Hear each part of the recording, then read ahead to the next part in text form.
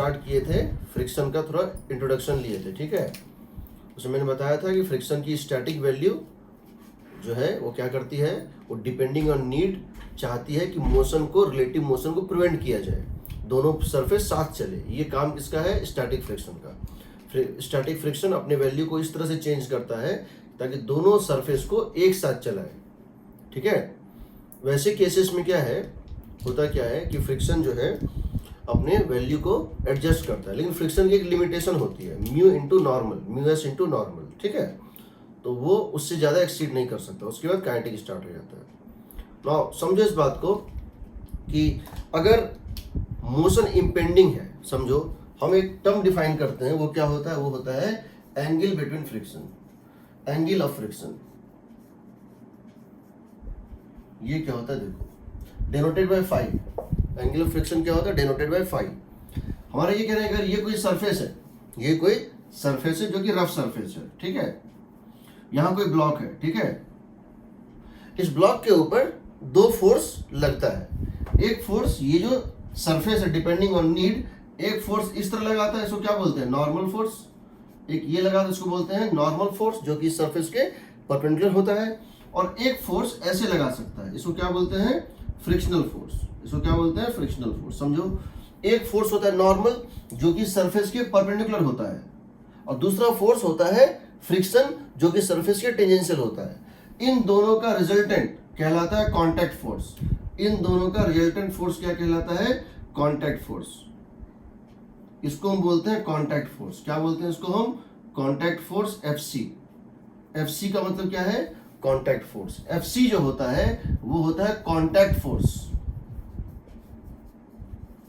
Between the two surfaces, between the two surfaces.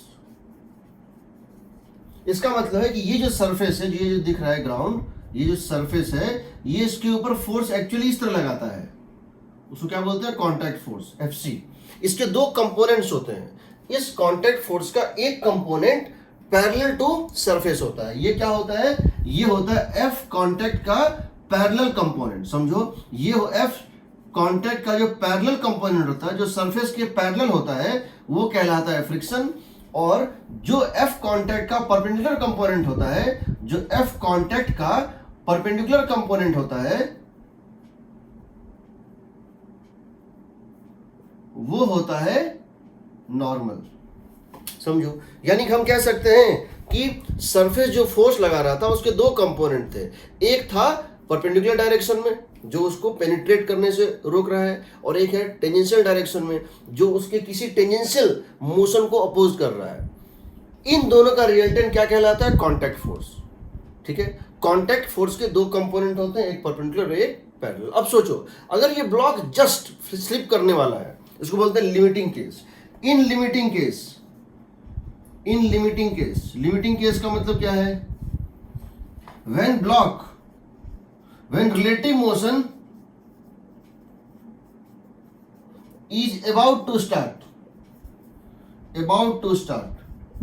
एक ऐसा moment कि अब बस रिलेटिव मोशन स्टार्ट होने ही वाला है, अब बस रिलेटिव मोशन स्टार्ट होने ही वाला है, एकदम लास्ट है, it is on the verge of slipping, threshold value पहुंच गया है।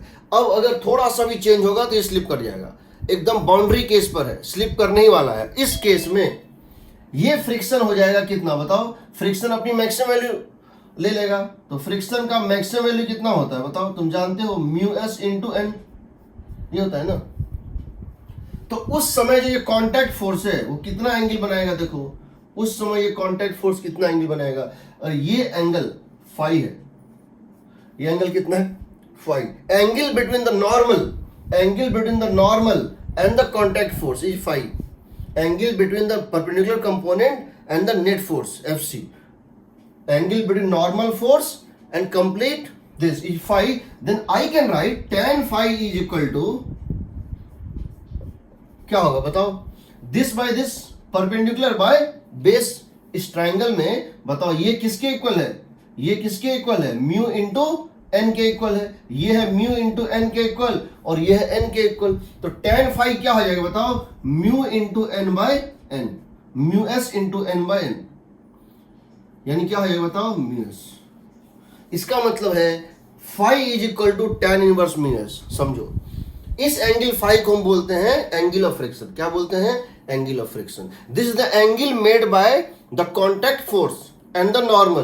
This is the angle made between the contact force and the normal when it reaches the limiting case of slipping. tan phi क्या होता है? Mu S. तो याद रखना, phi को हम बोलते हैं, तो इसको फाई को हम क्या बोलते हैं? Angle of friction. हम इस फाई को क्या बोलते हैं? Angle of friction. अब समझो, n को अगर हम डबल कर देंगे, n को अगर डबल कर देंगे, नॉर्मल को डबल कर देंगे, तो ये कंपोनेंट भी डबल हो जाएगा, लेकिन एंगल सेम रहेगा। अगर हम n को डबल कर देंगे तो ये कंपोनेंट हो जाएगा डबल, ये कंपोनेंट हो जाएगा डबल, ये भी हो जाएगा डबल, तो ये रिजल्टेंट में क्या हो जाएगा? डबल हो जाएगा, लेकिन इसका डायरेक्शन सेम रहेगा। Direction is same. डायरेक्शन जब भी स्लिपिंग स्टार्ट होगा, उस पॉइंट पे जब नॉर्मल ड्रॉप करोगे तो कांटेक्ट फोर्स उसके साथ फाई एंगल बनाएगा, उसके बाद स्लिपिंग स्टार्ट हो जाता है। इसको बोलते हैं angle of friction. For example, हम अगर आपको कहना चाहते हैं कि म्यू इज इक्वल टू 0.75, हम इसकी जगह ये भी बोल सकते हैं, हम अगर किसी क्वेश्चन में कहना चाहते हैं कि mu S is equal to 0.75, हम इसकी जगह ये भी कह सकते हैं कि tan फाई हम ये भी कह सकते हैं angle of friction phi is 37 degree, और हम कहते हैं angle of friction phi is 37 degree, तो बात बराबर है। एंगल ऑफ फ्रिक्शन 37 है, इसका मतलब है म्यू एस की वैल्यू tan 37 है। tan 37 कितना होता है? 3/4, 0.75। दोनों में कोई फर्क नहीं है, बोथ आर सेम थिंग। ठीक है, ये टेक्निक बहुत हेल्प करेगा हमको क्वेश्चंस को शॉर्टर वे में बनाने में। ये टेक्निक हमको हेल्प करेगा बहुत सारे क्वेश्चंस में मैथमेटिक्स अवॉइड करने में, आसानी से बनाने में। ठीक है, कोई डाउट यहां? कोई डाउट यहां?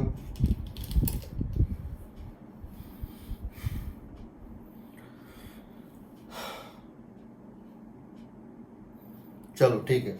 सो now we are coming to our next thing. देखो,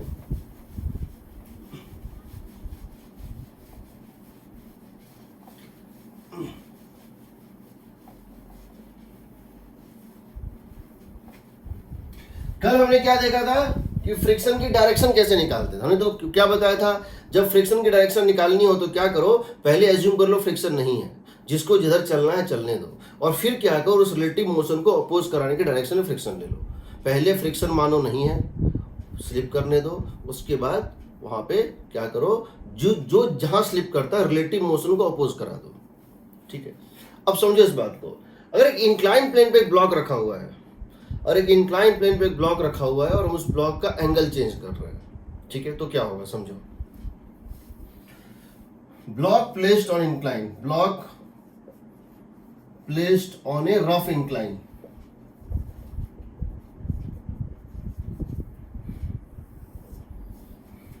मान लेते हैं ये एक इंक्लाइन प्लेन है, ठीक है, यहां एक ब्लॉक रखा हुआ है, और ये एंगल है थीटा, ये एंगल है थीटा, ठीक है, और यहां पे फ्रिक्शन कोफिशिएंट है म्यू, इन दोनों के बीच में फ्रिक्शन कोफिशिएंट है म्यू। हम म्यू एस और म्यू के को सेम मान के चल रहे हैं, म्यू मींस स्टैटिक फ्रिक्शन ही, ठीक है।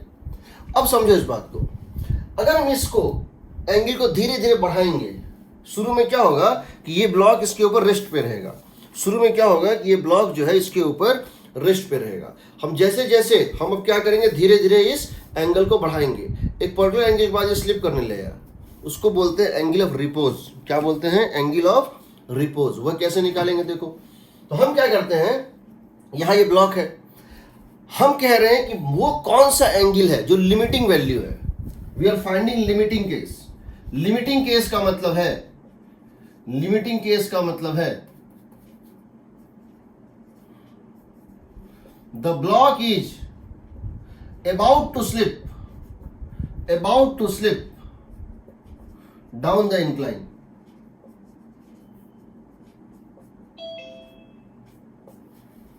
वो एंगल लेते हैं जब एकदम वो मतलब क्या बाउंड्री पे पहुंच गया है, थीटा उससे डेल्टा भी ज्यादा हुआ तो स्लिप कर जाएगा, और थीटा उससे डेल्टा कम गया तो स्लिप नहीं करेगा। वो पॉइंट जब ये एकदम स्लिप करने वाला है, वो पॉइंट जब ये एकदम स्लिप करने वाला, उस केस में क्या होगा बताओ?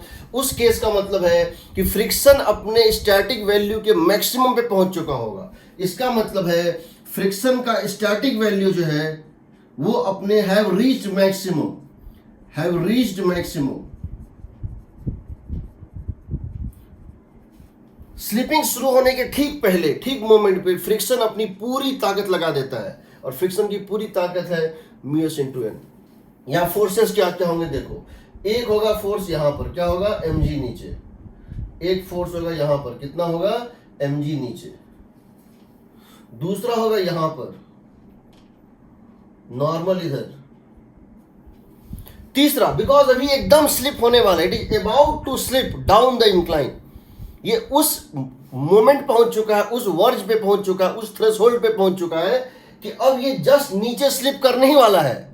इसका मतलब फ्रिक्शन अपने मैक्सिमम वैल्यू में पीछे ऐड कर रहा होगा, जिधर स्लिपिंग का टेंडेंसी है उसके अपोजिट। इसकी जस्ट मोमेंट के बाद ये लास्ट पॉइंट है जहां तक फ्रिक्शन इसको बचा पाएगा। इसके बाद ये नीचे स्लिप कर जाएगा, तो इसको बचाने के लिए इस ब्लॉक पे फ्रिक्शन ऐड कर रहा होगा ऊपर। कितना फ्रिक्शन ऐड कर रहा होगा ऊपर, और वो मैक्सिमम वैल्यू होगा, कितना होगा?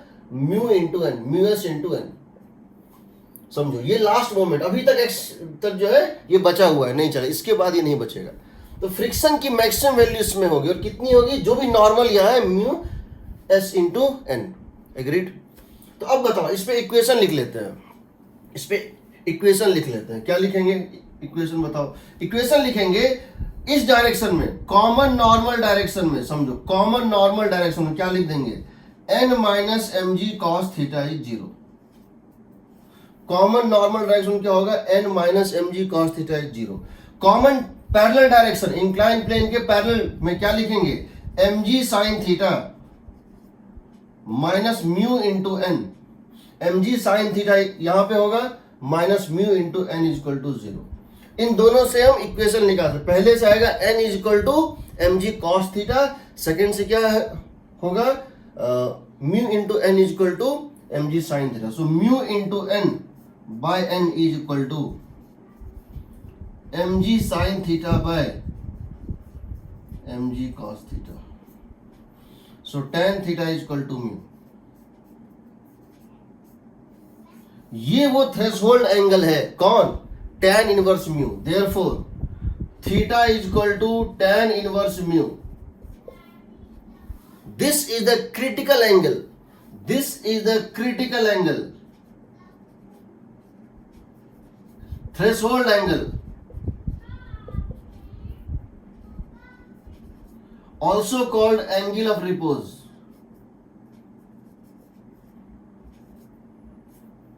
एंगल ऑफ रिपोज, इसको बोलते हैं एंगल ऑफ रिपोज। यानी अगर इससे कम एंगल है तो ये रुका रहेगा, इससे ज्यादा होगा तो ये स्लिप कर जाएगा। ये लास्ट पॉइंट है। अगर इससे कम एंगल है तो क्या होगा? रुका रहेगा। ये फ्रिक्शन इसको बैलेंस कर लेगा, फ्रिक्शन इसको फिसलने नहीं देगा। इससे ज्यादा अगर एंगल ऑफ इंक्लिनेशन है तो फ्रिक्शन इसको नहीं रोक पाएगा, स्लिप कर जाएगा। ठीक है, कोई डाउट? इसको बोलते हैं एंगल ऑफ रिपोज। क्या बोलते हैं? Angle of repose. इसको बोलते हैं एंगल ऑफ रिपोज। अब देखना, याद रहेगा tan इनवर्स म्यू। क्या याद रहेगा? tan inverse mu. समझो अब इस बात को।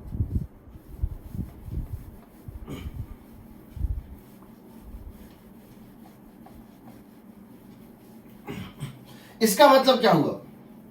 अगर तुम एक्सपेरिमेंटली किसी दो सरफेस के बीच में, अगर तुम एक्सपेरिमेंटली किसी दो सरफेस के बीच में फ्रिक्शन कोएफिशिएंट निकालना चाहते हो, तुम एक ऐसा इंस्ट्रूमेंट डिजाइन करना चाहते हो जो दो सरफेस के बीच का फ्रिक्शन तुमको बताए कितना होता है, तो क्या करो? एक ये लो,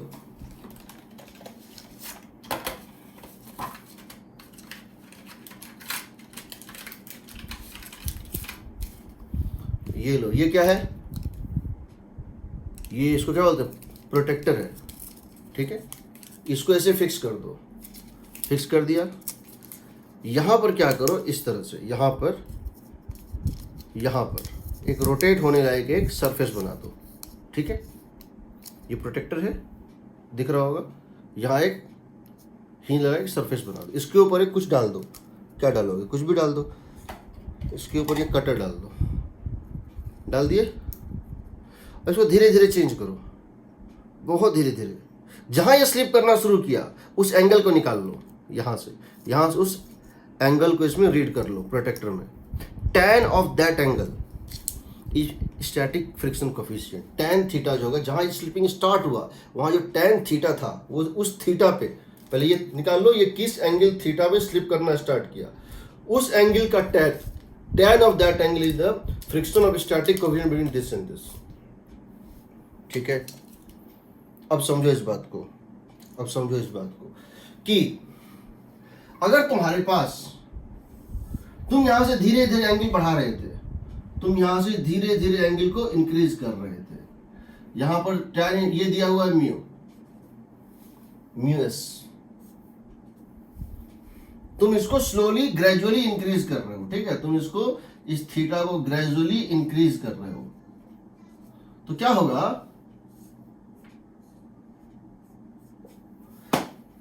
होगा, समझो, जैसे ये theta, if this theta is lying between 0 and tan inverse mu, जब तक इस थीटा की वैल्यू 0 और tan इनवर्स म्यूएस के बीच में होगी, जब तक इसकी वैल्यू 0 से tan इनवर्स म्यूएस के बीच में होगी, तब तक फ्रिक्शन स्टैटिक होगा। क्यों होगा? फ्रिक्शन इसको रोक सकता है, फ्रिक्शन स्टैटिक होगा। Friction is enough sufficient is capable to prevent motion, friction capable है मोशन को प्रिवेंट करने के लिए। और उस केस में फ्रिक्शन चाहिए कितना, ये बताओ, उस केस में फ्रिक्शन चाहिए कितना, समझो, जो फोर्स इसको नीचे खींचने की कोशिश कर रहा था वो कितना था, mg sin थीटा, एक फोर्स इधर था, कितना था, mg cos theta. mg cos theta को किसने बैलेंस कर दिया, नॉर्मल ने। इस mg sin थीटा को ही तो बैलेंस करना है ना, इस mg sin थीटा को ही तो बैलेंस करना है ना, तो फ्रिक्शन की वैल्यू कितनी हो जाएगी, mg sin थीटा के इक्वल हो जाएगी। यानी फ्रिक्शन की वैल्यू कितनी हो जाएगी, mg sin theta. Friction coefficient का कोई काम नहीं है। To calculate friction you do not require friction coefficient. जब भी मोशन स्टार्ट ना हुआ हो, जब तक रिलेटिव मोशन स्टार्ट ना हुआ हो, तब तक हमको सिर्फ ये जानना होता है कि सरफेस के पैरेलल कितना फोर्स हमने लगाया, उसी को बैलेंस करेगा फ्रिक्शन। बस हमने सरफेस के पैरेलल 10 न्यूटन लगाया, फ्रिक्शन 10 न्यूटन। हमने सरफेस के पैरेलल 20 न्यूटन लगाया, फ्रिक्शन 20 न्यूटन। हमने सरफेस के पैरेलल 30 न्यूटन लगाया, 30 न्यूटन। यानी यहां पर mg sin थीटा होगा। समझ रहे हो? फ्रिक्शन सिर्फ उतना ही लगेगा जितना बैलेंस करने के लिए चाहिए, उससे ज्यादा नहीं लगेगा। अभी रिक्वायरमेंट mg sin थीटा की है तो यही लगेगा। एग्रीड? तो जब तक ये यहां से यहां तक रहेगा, जैसे ही एंगल इसको थोड़ा सा क्रॉस करेगा, नेग्लिजिबल, जैसे ये मान लो 30 डिग्री है, ये मान लो 30 डिग्री है, जैसे 30.0001 डिग्री होगा, ये अगर 30 डिग्री है, अगर एंगल अप टू 30 डिग्री, 0 से 30 डिग्री कोई मोशन नहीं होगा, एकदम स्टैग्नेंट रहेगा। जैसे ये क्रॉस करेगा और कितना हो जाएगा, 30.00001 नेग्लिजिबली बढ़ेगा, वैसे ही मोशन स्टार्ट हो जाएगा। और जैसे मोशन स्टार्ट होगा, तुम जानते हो, जैसे मोशन स्टार्ट होगा फ्रिक्शन क्या हो जाएगा, काइनेटिक फ्रिक्शन हो जाएगा, यानी थोड़ी घटेगी। यानी अब जो मोशन स्टार्ट होगा वो एक्सिलरेटेड मोशन होगा। समझो। Second, if theta is equal to first tan inverse mu s, friction is mg cos theta and that is also equal to mu s mg sin theta। mg sin theta या mu s mg cos theta दोनों same होता है। तो इस case में acceleration first case में क्या था, 0। यहां भी एक्सेलरेशन कितना है, 0। एक बार जब इसको क्रॉस कर जाओगे, if theta is greater than tan inverse mu s, if theta is greater than tan inverse, अगर थीटा tan इनवर्स म्यू से ज्यादा हो गया, then slipping starts, then slipping starts, block slips down the incline, block slips down the incline, block down the incline slip करना शुरू, और उस case में इसके ऊपर दो फोर्स लगेगा, एक लगेगा mg sin थीटा, एक लगेगा कितना mg sin थीटा, और दूसरा फ्रिक्शन क्या हो जाएगा, काइनेटिक, कितना हो जाएगा बताओ। एक बार इसकी मोशन स्टार्ट हो गई, जैसे ही तुमने इस एंगल को एक्सीड किया, इसकी मोशन स्टार्ट हो जाएगी, और उस केस में फ्रिक्शन की काइनेटिक वैल्यू जो है आएगी म्यू के into normal mg cos theta, mu के इंटू नॉर्मल mg cos, जो कि एक फिक्स्ड वैल्यू होती है, सेल्फ जो है इसका मैग्नीट्यूड कंफर्म होता है, नॉर्मल पे सिर्फ डिपेंड करता है।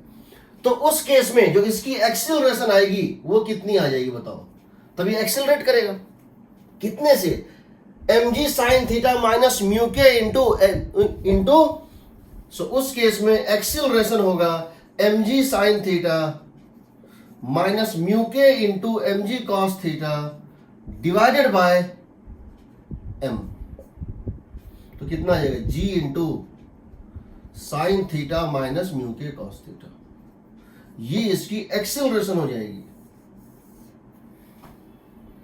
ये इसकी एक्सेलरेशन हो जाएगी। इसका मतलब तीन रेंज है समझो,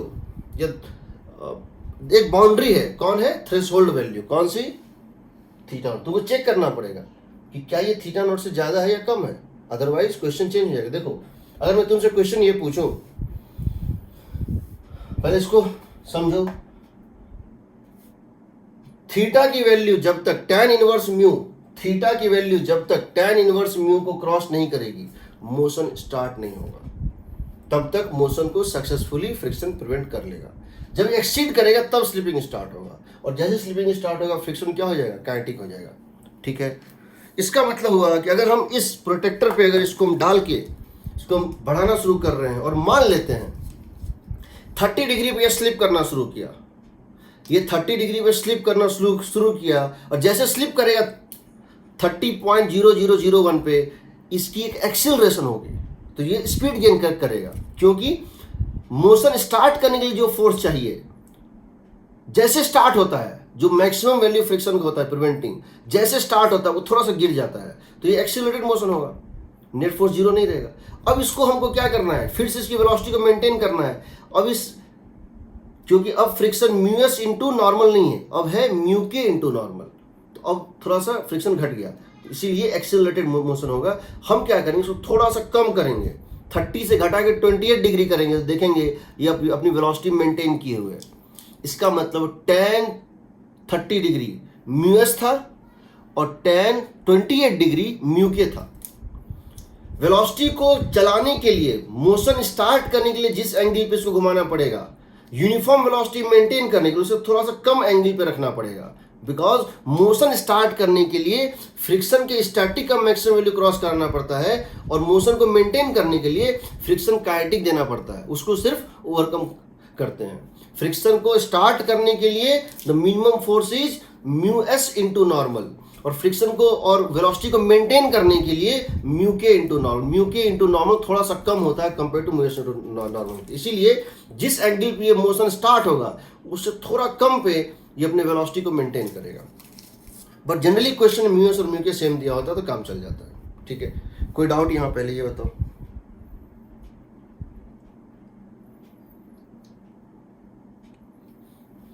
अब देखो, इसका मतलब ये हुआ, समझो, जब भी आपसे हम क्वेश्चन पूछेंगे आप थोड़ा सा हमको वाइजली जो है आंसर देंगे, आप हमको थोड़ा सा वाइजली जो है आंसर देंगे। सबसे पहले तुमको देखना पड़ेगा कौन से केस में लाइक कर रहा है। ये एक इंक्लाइन प्लेन है, ये एंगल दिया हुआ है, मान लो ये एंगल दिया 53 डिग्री, ठीक है। फ्रिक्शन कोफिशिएंट दिया हुआ है 0.75, ये स्टैटिक में यही और यही एक ही वैल्यू दिया, मतलब स्टैटिक और काइनेटिक सेम है। क्या ये ब्लॉक एक्सिलरेट करेगा? क्या ये ब्लॉक एक्सिलरेट, अगर यहां एक ब्लॉक रख दें तो क्या ये ब्लॉक एक्सिलरेट करेगा? देख लेते हैं। हम जानते हैं ये जो है tan इनवर्स 0.75 का मतलब है कितना है? 37 डिग्री। 37 इसका क्रिटिकल वैल्यू। 37 के ऊपर स्लिप करेगा, उसके नीचे स्लिप नहीं करेगा।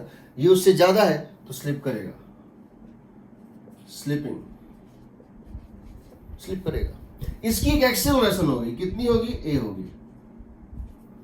इसको भी निकाल लेते हैं। वो एक्सेलरेशन होगी g into sine theta minus mu के कॉस थीटा। क्योंकि अब तुम्हारा फ्रिक्शन तुमको पता है, एक बार स्लिपिंग स्टार्ट हो गया तो फ्रिक्शन तुमको पता है, फ्रिक्शन होगा काइनेटिक। इसकी वैल्यू होगी म्यू के इंटू नॉर्मल, जो कि होगी म्यू के इंटू नॉर्मल का मतलब है mg कॉस थीटा। और पुलिंग फोर्स जो है टेंजेंशियल वो भी फिक्स है, कितनी है? mg sine theta. इसीलिए इसमें नेट फोर्स होगा डाउनवर्ड, कितना होगा? mg sign theta minus mu के इंटू mg कॉस थीटा। ये इसकी एक्सेलरेशन होगी। उसके बाद कुछ भी पूछेगा s equal to u t plus half a t square और v square minus u square equal to s तुम लगा सकते हो। ये इसकी एक्सेलरेशन होगी। दूसरा, मान लो मैं इसी केस में क्वेश्चन इस तरह से दे दूं, ये 53 ही है, या ये मान लेते हैं कि 45 डिग्री है, या ये मान लो 37 डिग्री है। म्यू की वैल्यू है 1।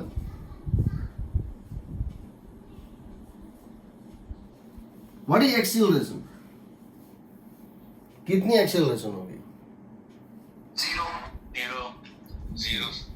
बिकॉज जो थ्रेशोल्ड वैल्यू है, जो क्रिटिकल वैल्यू, जो बाउंड्री वैल्यू, वो है tan इनवर्स 1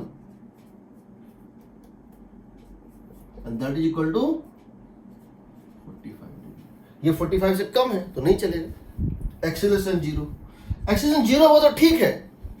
फ्रिक्शन की वैल्यू कितनी ऐड कर रही है? What is the magnitude of frictional force that is actually acting? तो फ्रिक्शन को बचा रहा होगा। एक बार जब तुमने